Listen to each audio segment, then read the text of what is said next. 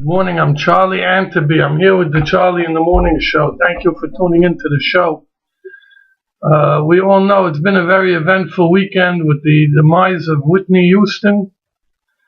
Everybody's talking about it. In fact, I wasn't feeling too well this weekend, so I had the TV on, I had the news on a lot. I guess this is the first weekend without football, unfortunately. So I picked a weekend where, I could have been enjoying games, but there was no games. And then Whitney passed away. And of course, everybody's got a lot of mixed reaction about this, which is well documented between the two newspapers today. One is the cover of the Daily News, RX for death, with a bottle of pills on the cover. Says Whitney found in tub with Valium and Xanax near her. I noticed it took maybe 48 hours to establish that. Now, the Post handled it differently. The Post said Diva's last hour would obviously, what we could all agree, is a much more complimentary photograph of Whitney in the fur coat, etc.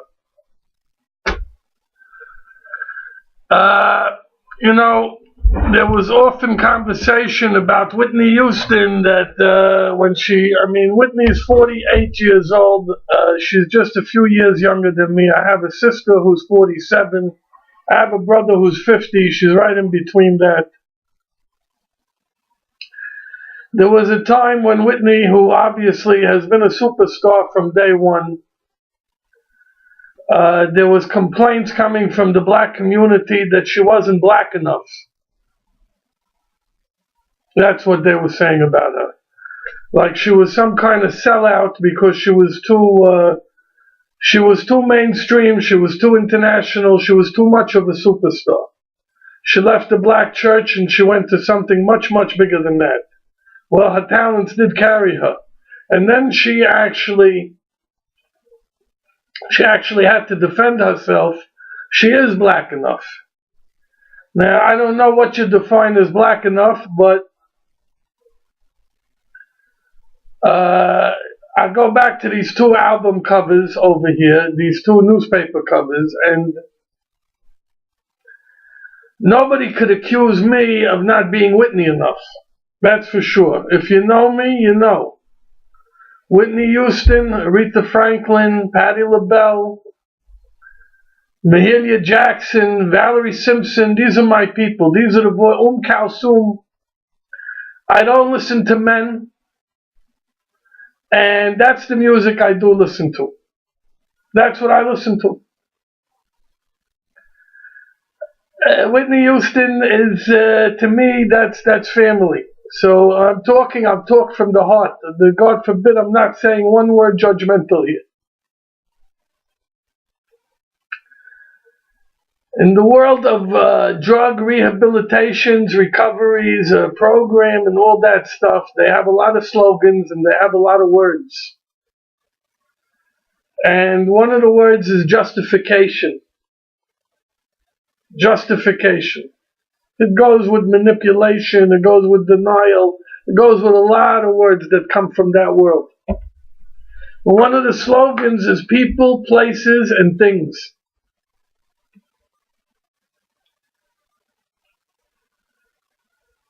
Whitney Houston was at a party Thursday night. They have it on video.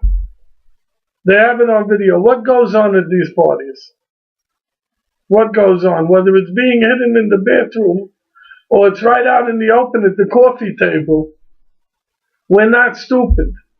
What's going on over there? Consumption of drugs, consumption of alcohol. I don't know what else. That's what goes on at parties like that.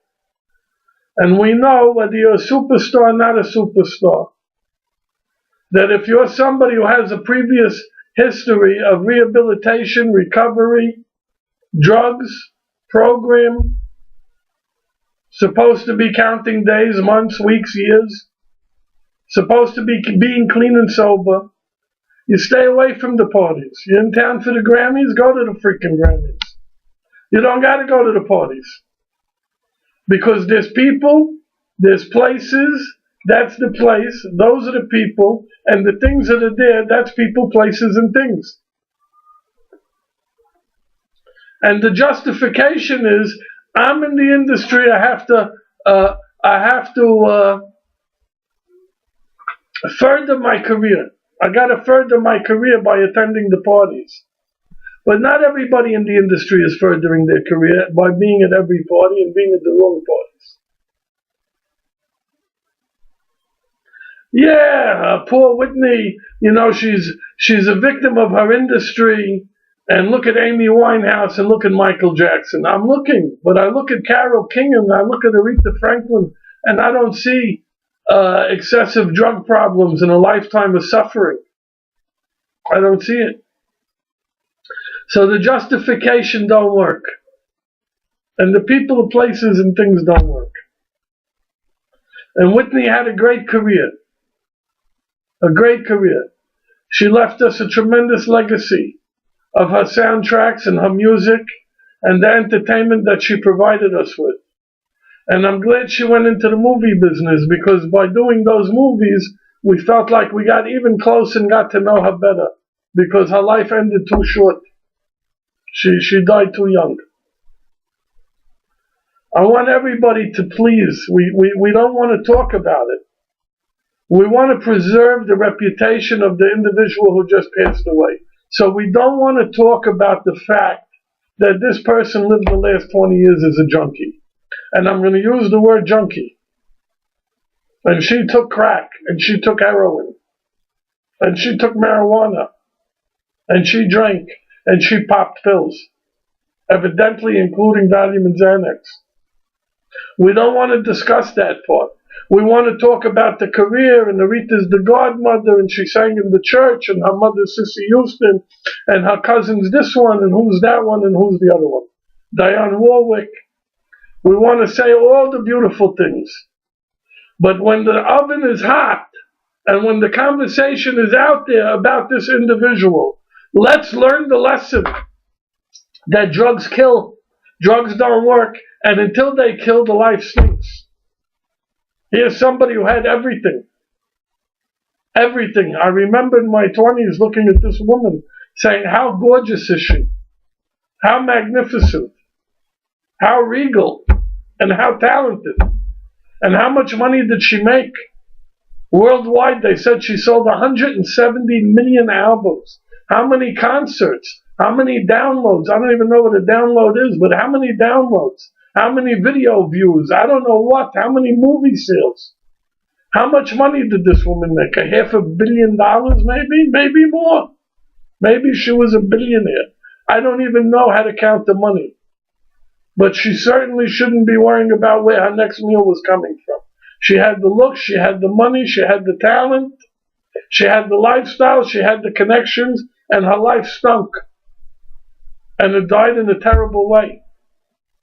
And if we can't learn something from it, then we are the additional victims in this story. I'm Charlie Anteby. This is the Charlie in the Morning Show. I'm sure I offended somebody with this episode because they want to continue in the denial and glorification of this person. And if you have feedback for me, send it to feedback@eggsalad.com. Thank you for watching my show. You could like me on Twitter. You could follow me on Facebook, Charlie Anteby, CharlieAnteby. Thank you.